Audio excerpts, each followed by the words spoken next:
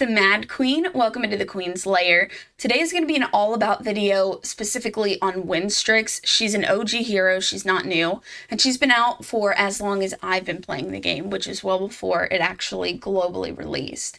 She is, in my opinion, an excellent hero for what she offers, especially for being only an epic. Also, before we get into this, if you don't know, I do have an entire playlist on the main channel of my YouTube dedicated to going in depth over heroes in Awaken Chaosera. So if you're interested in finding out more information about other heroes like this, make sure to check that out. Also, if you're a new player or an experienced player, join my growing Discord community. It's an excellent way for beginners to ask for advice and for experienced players to help share some advice as well. The link for that is in the description. So, Windstrex is an epic support hero. She is from the Wood faction, as we can see here. She's green. So that means she's going to take more damage from red heroes or fire heroes. And also, she's going to be able to do extra damage to water heroes, which are blue. In my opinion, she is a very, very good support hero and honestly one of the best. If it wasn't for Windstrex, I would have definitely had a much harder time in the beginning and mid stages of the game. And being a late to in-game player, I still use her pretty often. So at the end of this, I am going to be going in here and rating her everywhere within the game. If you're interested in seeing that, you'll have to wait around for it. But in the meantime, I'm going to be talking about her base stats, her abilities, her masteries, her ascension, different builds for her, and hero pairings as well. So let's go ahead and take a look at her base stats. I will also mention I do have her at level 70. As you can see, that is going to make a difference for her base stats. So if you have yours at 50 or 60, it will be different because that does change the overall stats for heroes. So for her base attack, we have 912. Of course, she's a support hero, so we're not looking for anything crazy there. 6,400 health, that's okay. 537 defense, 133 speed, 5% crit rate. Her speed is excellent. This is a really good base speed. Her defense is alright, and her health for an epic is really not that bad either, to be honest. Looking at her abilities, we're going to look at her trait first, which is Wind Spirit. On each ability cast, she has a 50% chance to reduce the ability's cooldown by 1 turn up to 2 times per battle. After her ascension, on each ability cast, has a 100% chance to reduce the ability's cooldown by 1 turn, and that's up to 2 times per battle. For her first ability, her basic wind attack deals 100% damage to one enemy and applies speed down to them for 2 turns. It's a smaller version, so it's just a straight minus 30% speed. For her special ability, Winds of Peace, resets the cooldown for one team member's ultimate ability. That's on a 4-turn cooldown. That's only after you've finished upgrading all of her abilities. And then whenever you book her, if you do decide to, she has a 50% chance to also reset the special abilities cooldown, which is really, really big. And then lastly, for her ultimate, Roaring Gale, she applies speed up 2 and attack up to all team members for 2 turns. And once again, when you have her abilities finished, that's going to be on a 4-turn cooldown. So it's going to give the big version of speed up, which is 50%, and it's going to give everybody the small version of attack up plus 30%. I'm sorry, did I say plus 50 or did I say plus 30? Anyways, plus 50 here, plus 30% here. I don't know what my brain's doing. And then if you decide to put books into her as well, the duration of attack up is going to be extended by 1 more turn, which is really nice. And you'll see why a bit whenever I start talking about who she is very good to be paired with. So I also have all of my abilities finished on her. As you can see, all of her glyphs are done as well. As you can see for her Ascension, I have those completely finished. I believe, okay, no. It is on her 5th copy, her 5th Ascension, where you actually unlock the upgraded version of her ability. And that is quite a lot, but I think that is kind of typical now. I also want to mention I don't have any books into mine, as you could also probably tell. But let's go ahead and take a look at her gear options or her build.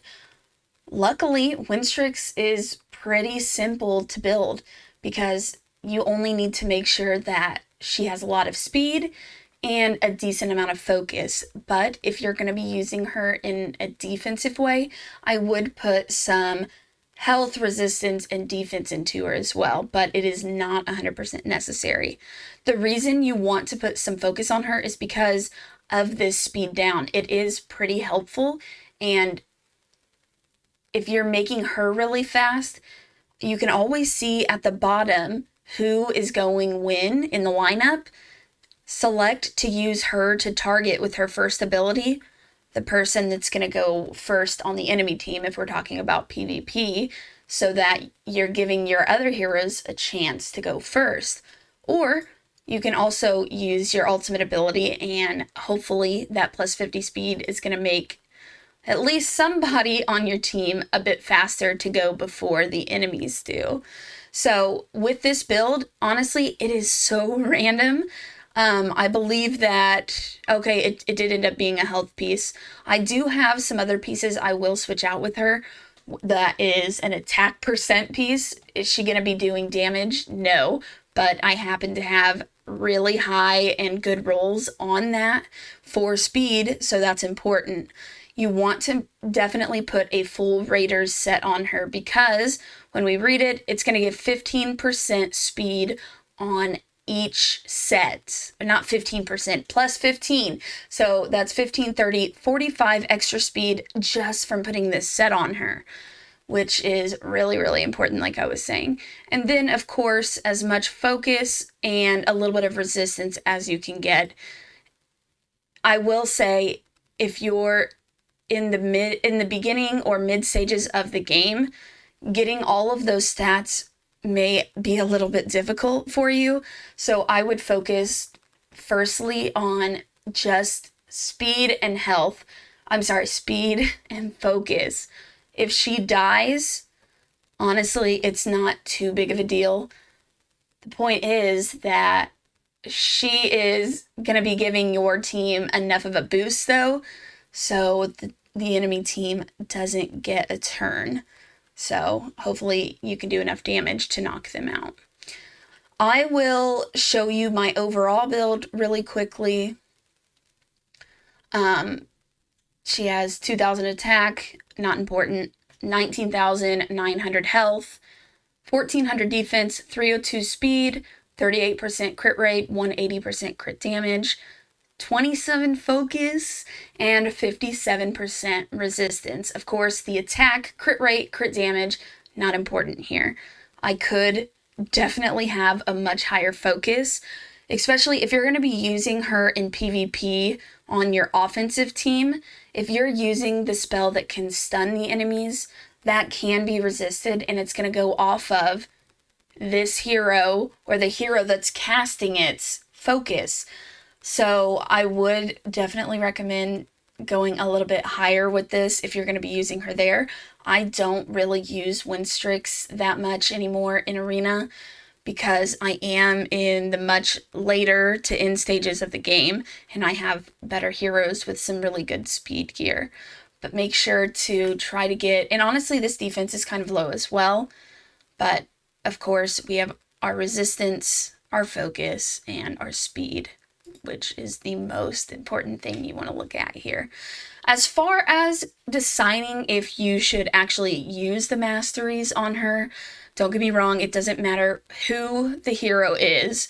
It is helpful to book them, but Windstrex is really, really good without putting any books into her. You're going to get a better use from other heroes and putting your books in there.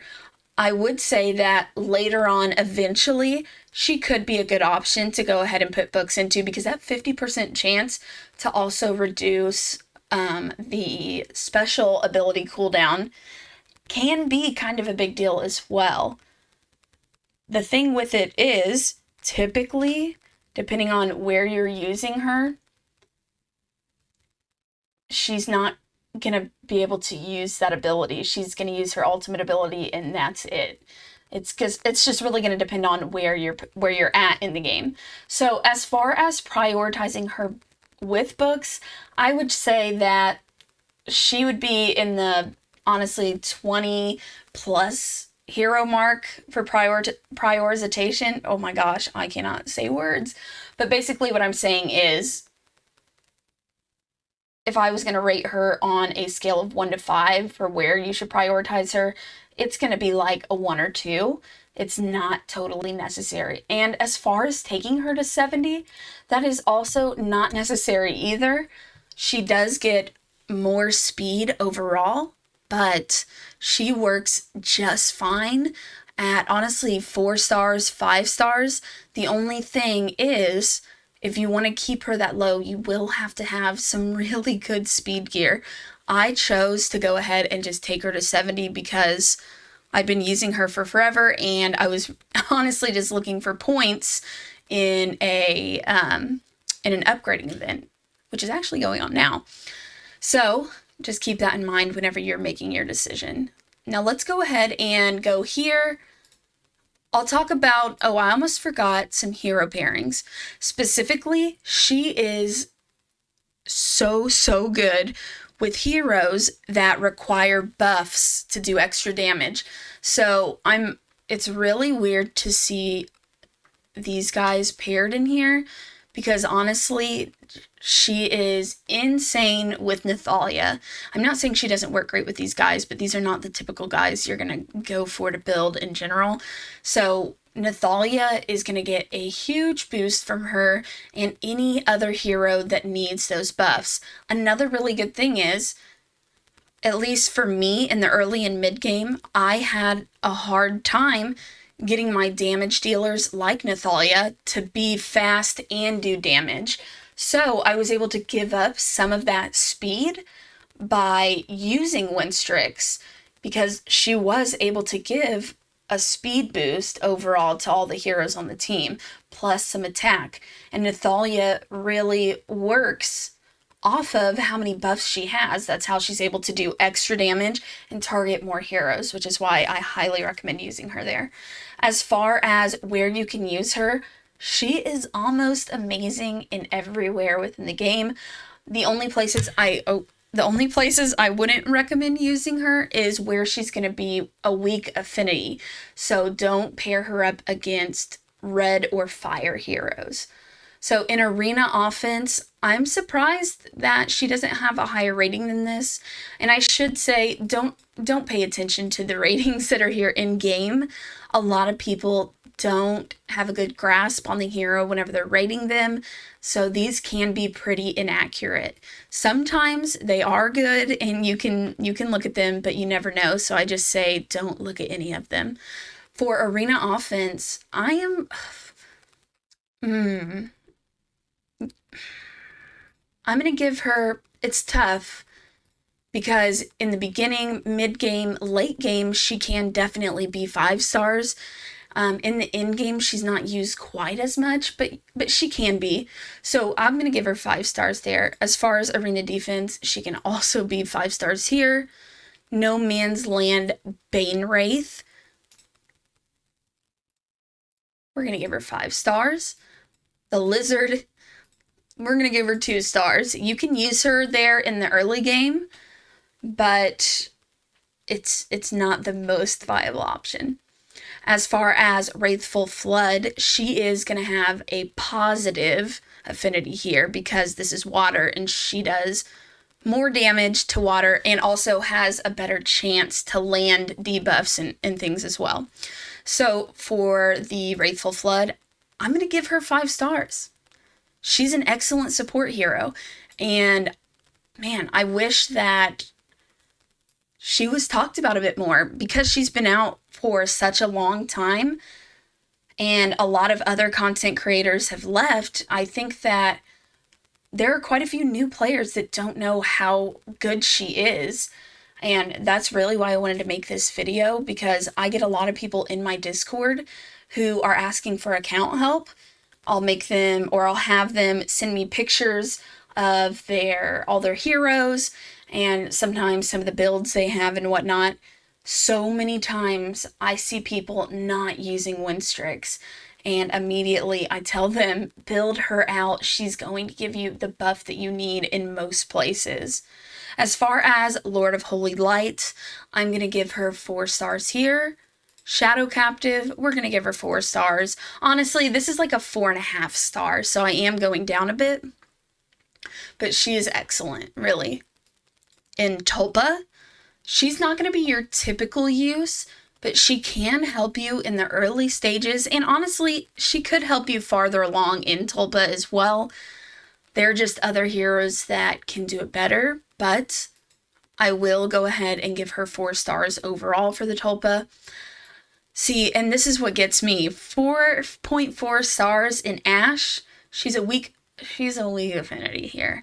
And I guess as long as the rest of your team is really fast, or I guess if she's able to make everybody go first, and everyone is able to kill off all the waves before they're able to destroy Windstrex in one shot, basically, then that would be okay. But overall, I'm gonna give her 2 stars, and that's mainly because she's a weak affinity there.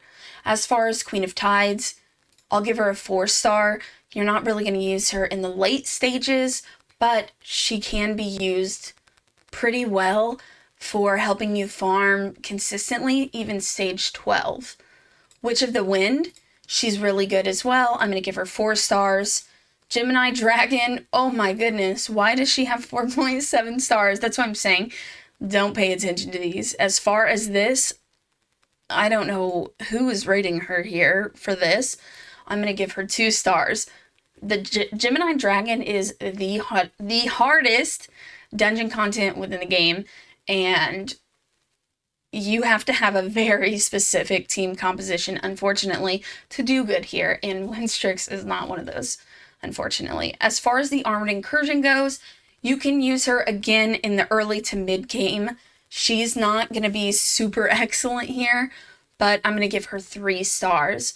You're not going to be using her after you're getting into the later stages of the mid game, because there are much more heroes that can be more beneficial in helping you get more damage there.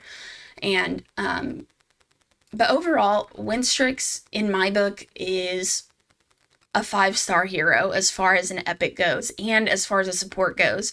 She is able to offer so many unique features, like this on its own, or I'm sorry, this resets the cooldown of one team member's ultimate ability. So that can be really huge, especially in the Void Tower. I did not mention her use there. I use her a lot in the Void Tower. Not so much in the really hard stages of hard Void Tower, but I use her to auto all the way through normal, and then I can use her to auto probably through stage 50 of the hard Void Tower. Then you're going to have to start making some changes with your supports. If you guys have any more questions or comments, something I didn't mention, or any extra advice you might have, leave that in the comments. I would love to have any kind of conversation with you about her, any kind of hero substitutions, anywhere else you have questions about using her, as well as gear too. So feel free to leave a comment, and thank you guys so much for watching. I'll catch you in the next video.